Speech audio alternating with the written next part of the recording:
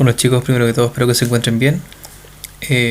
La última clase habíamos trabajado sobre el impacto cierto de la peste negra en Europa y cómo esto generó grandes problemáticas para el desarrollo económico, social y político de Europa en plena Edad Media.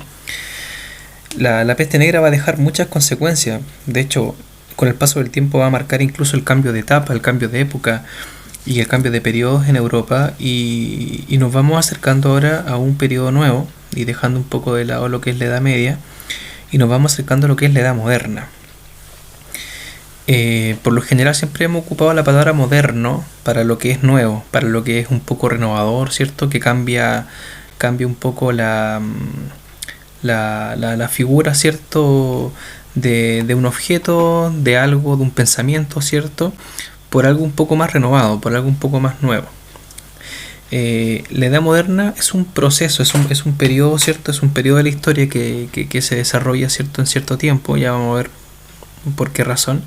Y uno de los grandes hitos de la Edad Moderna, grandes procesos, mejor dicho, es el Renacimiento. El Renacimiento es parte de la Edad Moderna, es un gran proceso que se desarrolla con el paso del tiempo, de hecho es el primero de todos. Y vamos a analizar ahora cuál es el impacto de este famoso renacimiento en el transcurso de la Edad Moderna y cómo la Edad Moderna va dejando de lado algunos elementos de la Edad Media. El objetivo del día de hoy vamos a relacionar las ideas del Renacimiento a través de fuentes iconográficas, o sea, imágenes, ¿cierto?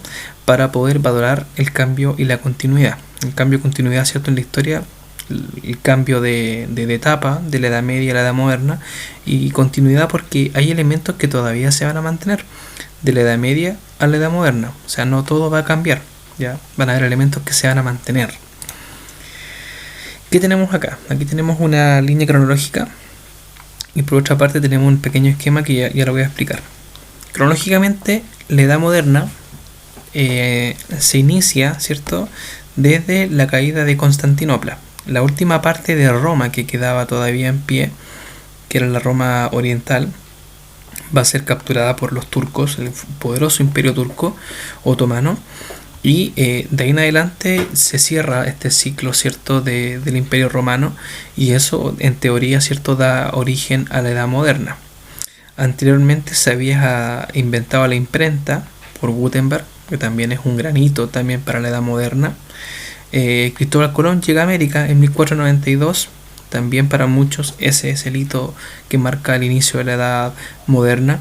Tenemos la publicación de Martín Lutero, las 95 tesis, que marca el quiebre, ¿cierto?, del catolicismo y la refundación del nuevo pensamiento religioso, de la nueva identidad religiosa de la época, que también para muchos es parte de este inicio.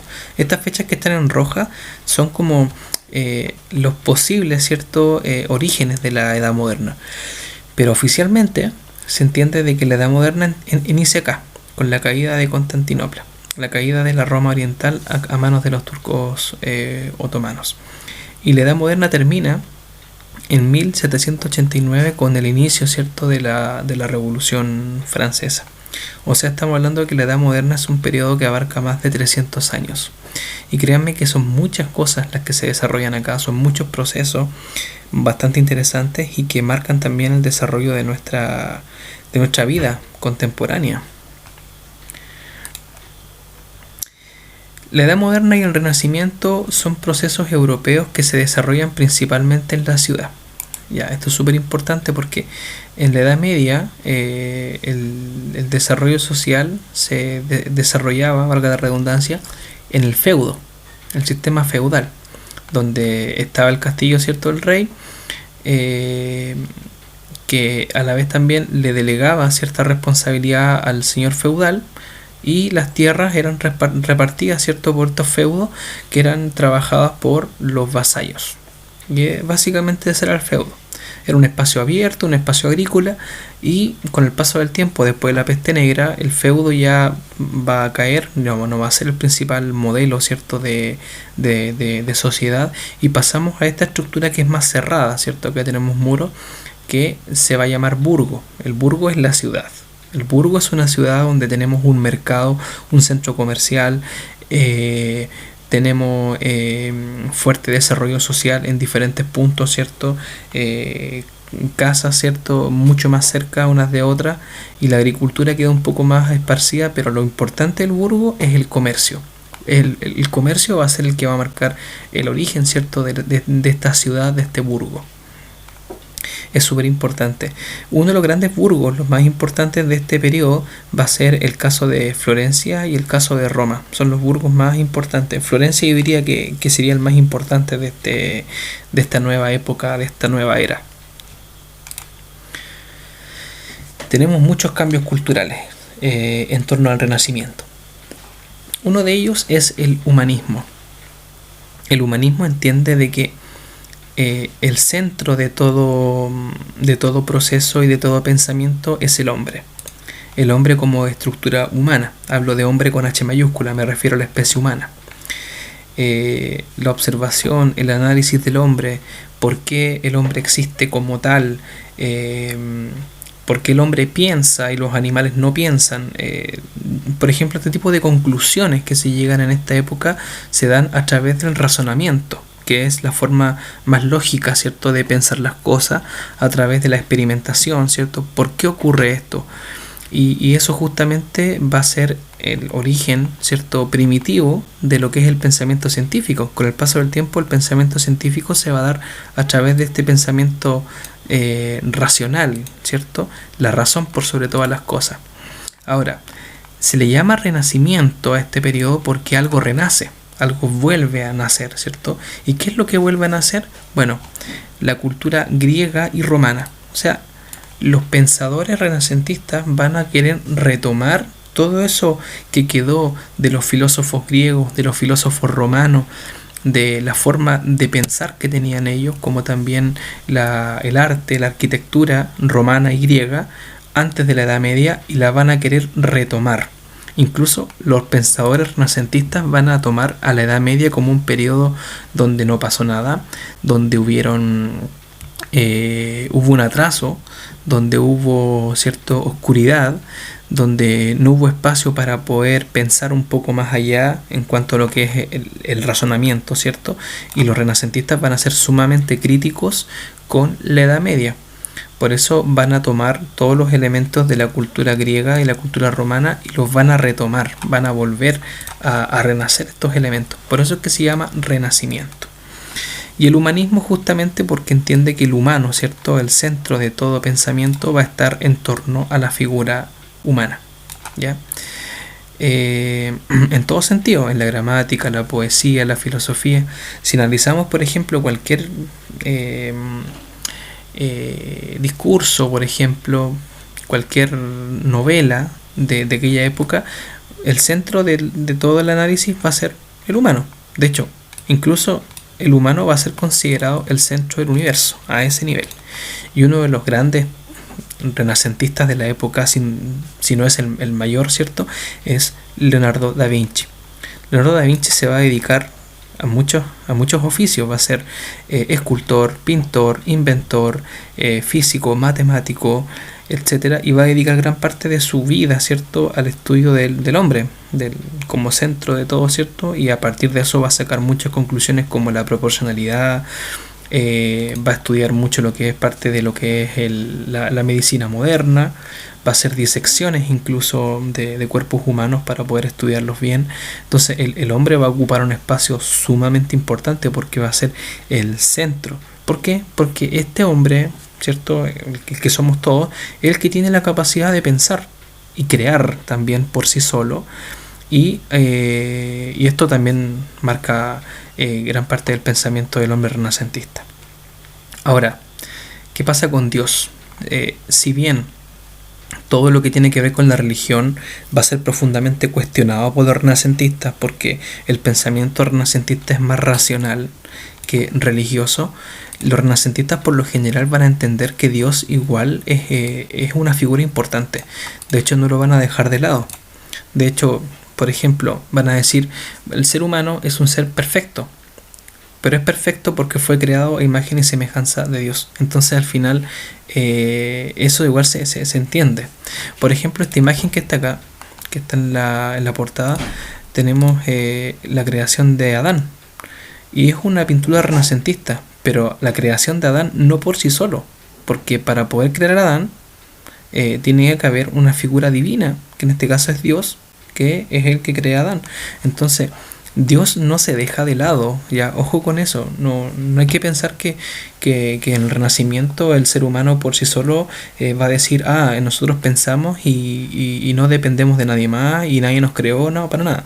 El hombre renacentista sí va a ser profundamente reflexivo en torno a lo que es el tema religioso, pero lo que va a dejar de lado va a ser como los elementos dogmáticos, como los rituales, el tema de la religión en sí. Eso va a quedar un poco de lado, pero todo lo que tiene que ver con lo filosófico se mantiene, lo existencial sobre todo. El Renacimiento en el arte va a ser profundamente potente. Por ejemplo, este cuadro, esta escultura que está acá, que es muy alta, debe medir como 4 metros fácilmente, es una imagen no de cualquier persona, sino que de David. Este personaje que es bíblico y tiene la misma estructura, ¿cierto? De hecho, probablemente si ustedes lo ven, ustedes automáticamente pensarían que fue esculpido por algún griego, ¿no? Pero no fue esculpido por un griego, fue esculpido por un italiano, que en este caso es Miguel Ángel. Miguel Ángel va a ser el que va a esculpir este David y lo va a hacer con las mismas terminaciones y con las mismas técnicas de esculpido que utilizaban también los griegos. Por eso es que el Renacimiento es también el renacer de los patrones, ¿cierto? Culturales y artísticos de la Grecia antigua. Tenemos acá esta otra imagen que es la escultura de la Piedad, ¿cierto? También realizada por Miguel Ángel. Y en este caso, uno de los elementos comunes son los elementos religiosos, el realismo profundamente marcado en estas esculturas, porque en la Edad Media no tenemos estas esculturas, no hay ninguna escultura de la Edad Media que sea parecida a esta. Estas esculturas son renacentistas. En la pintura también se busca el realismo, la importancia de la razón, primero las proporciones. De hecho, este cuadro que está acá, El nacimiento de Venus, tiene un análisis completo, ustedes lo pueden buscar de hecho en YouTube, el análisis de este cuadro, y es extremadamente complejo porque hay elementos muy diminutos que este cuadro, de hecho, por más que la calidad sea muy buena de esta imagen, si ustedes lo vieran cerca, con toda su calidad, en cada lugar hay un detalle en este cuadro. Y el nacimiento de Venus, ahora, Venus no es un personaje bíblico, ya es una diosa, la diosa del amor de la mitología griega y romana. Esto demuestra nuevamente el buscar el renacer, ¿cierto?, de los elementos culturales de la antigua Grecia y de la antigua Roma. Aquí tenemos lo que es la perspectiva, se puede ver profundidad en un cuadro que es completamente plano, podemos ver elementos que están atrás del otro, el realismo profundamente, todos los detalles del cuerpo humano están completamente marcados acá.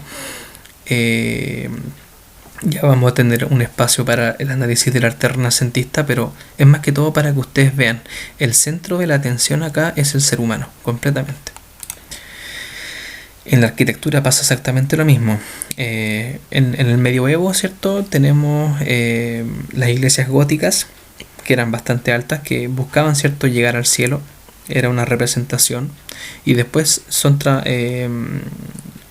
reemplazadas por iglesias con forma de cúpulas.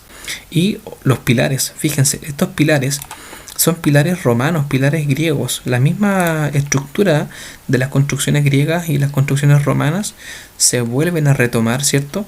Y se busca hacer algo similar. Como pueden ver, el Renacimiento busca, ¿cierto?, el renacer de esta cultura greco-romana.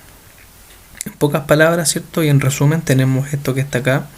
La Edad Moderna se desarrolla en Europa, cambiamos del feudalismo a la ciudad, ¿cierto?, y en las dos principales son Florencia y Roma, y el Renacimiento busca el renacer de la cultura clásica, y también tenemos el humanismo, que busca, ¿cierto?, centrar la atención del ser humano por sobre todas las cosas.